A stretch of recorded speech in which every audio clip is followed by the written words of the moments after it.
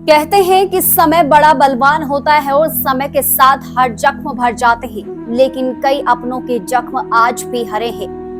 समय की दवा भी उन जख्मों को नहीं भर पाई। कुछ ऐसा ही दुखों का पहाड़ आज से ठीक एक साल पहले यानी कि 14 अगस्त 2023 को शिव बावड़ी में उस समय टूटा जब आसमान से ऐसी आफत बरपी कि 20 जिंदगियां काल के ग्रास में समा गई। 14 अगस्त 2023 की सुबह शिव बावड़ी में महाकाल की आराधना चल रही थी। पूरे ध्यान मगन के साथ विधि विधान के साथ भगवान शिव और माता पार्वती की पूजा की जा रही थी, क्योंकि सावन का महीना चल रहा था। भक्त अपने भक्ति में लीन थे, लेकिन उन्हें क्या पता था कि मौत उनका भी इंतजार कर रही है। आज यह उनकी शायद अंतिम अरदास भी हो सकती है। 7:15 की वह सुबह थी जब मलबा का जला ऐसा आया कि कई अपने उसमें दफन हो गए। आपको बता दें कि ऐसा जख्म वह था जो शायद आज तक उस पर समय का मरहम भी नहीं लग पाया। ये ऐसा जख्म था जिसके कारण आज भी लोगों ने मंदिर जाना छोड़ दिया है। आज इस घटना के 1 वर्ष पूरा होने पर समर हिल के शिव बावड़ी में अपनों की याद में श्रद्धांजलि कार्यक्रम का आयोजन किया गया, जिसमें परिजनों ने नम आंखों से अपनों को श्रद्धांजलि दी। इस मौके पर स्वास्थ्य मंत्री कर्नल धनीराम शांडिल भी मौजूद रहे और आज उन्हीं लोगों को याद किया गया जो उस वक्त मलबे के जलजले में काल का ग्रास बन गए। शिमला के समरहिल शिव बावड़ी हादसे में जान गंवाने वाले युवक नीरज की मां हादसे को याद करते हुए भावुक हो गई। नम आंखों से उन्होंने कहा कि वह दर्दनाक हादसा था जिसमें उन्होंने अपने पुत्र नीरज को खो दिया। आज भी वह समय उन्हें याद है जब बेटा मंदिर गया था और एक जोर का धमाका उन्हें सुनाई दिया। पता चला कि मंदिर ही यहाँ पर नहीं रहा है, तो सोचा कि अब बेटा कहाँ मिलेगा। आज 1 वर्ष बाद शिव बावड़ी आई हूँ। उन्होंने कहा कि मंदिर आना छोड़ दिया है और आज 1 साल बाद 1 वर्ष बाद यहाँ आकर बेटे की याद में एक पौधा उन्होंने लगाया है। ये बड़ी एक हृदय विदारक और बड़ी ही मैं समझता हूँ दुर्भाग्यपूर्ण घटना हुई थी। आज ही के दिन 1 साल बीतते बीतते से पता भी नहीं लगा। और भगवान शिव का ये महीना होता है। यहाँ पे शिव मंदिर ही स्थापित ही था बहुत पहले से, तो ये घटना हुई और इसमें हमारे उस दिन आई थिंक 20 लोगों जो काल के ग्रास में आ गए। और रियली स्पीकिंग जिनको तो मैं स्वयं भी जानता तो घर के आसपास ही हमारा घर यहाँ पास ही है, और वो बच्चे जो हमें जन्मे थे वो संसार में नहीं रहे।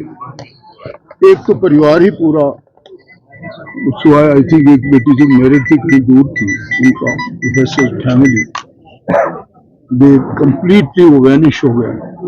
तो मैं समझता हूँ कि कुछ इस प्रकार की ये घटना रही और जो त्रासदी का समय बीता वो न केवल यहाँ बल्कि हमारे पूरे हिमाचल में 551 लोगों को इस प्रकार के मृत्यु के ग्रास में जाना पड़ा। बहुत ज्यादा नुकसान हुए, लगभग 10 से 12 हजार करोड़ के बीच का नुकसान आंका गया है।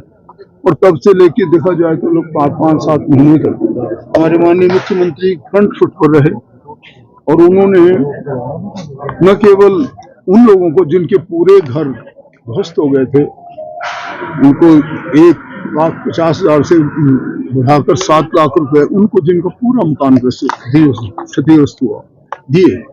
और वो उसके अलावा भी मैं समझता हूँ कि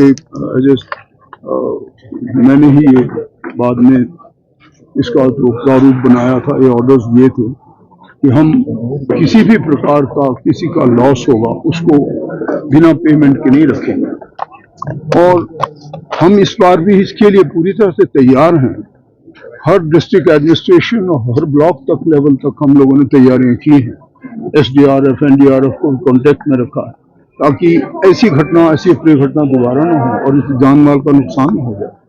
वैसे तो आज भी हम देख रहे थे जब यहाँ श्रद्धा सुमन दे रहे थे तो बड़ा सॉर्ट ऑफ याद आता है वो दिन। देखो स्वयं गवर्नर साहब हमारे साथ आए थे, स्वयं मुख्यमंत्री महोदय, और बल्कि अभी सवेरे भी बात हो रही थी गवर्नर साहब से इसी मामले में। तो हम हमारी पूरी सरकार इस ओर बहुत अच्छी तरह से पूरे रिसोर्स के साथ प्रेरित है और तैयार हैं कि अगर ऐसी किसी प्रकार की अपनी घटना हो तो हम उसे अच्छी तरीके से देख सकें। और सर 10 मीटर का दायरे क्या घटनाएं ना हो?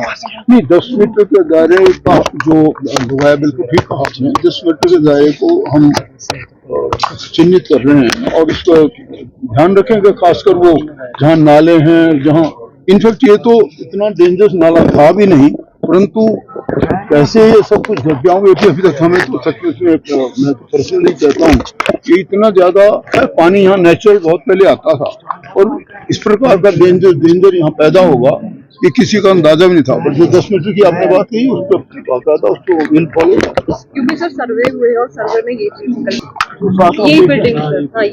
हाँ, डेंजर से बाहर नहीं है, मेरे को ऐसा लगा उससे बाहर रखा गया है, बाहर नहीं रखा है। इसका तो मैंने तो उसको कहा था जब इसी बिल्डिंग से हुआ लास्ट ये नहीं होती तो ये बिल्डिंग नहीं होती तो रेस्क्यू बड़ा मुश्किल होना।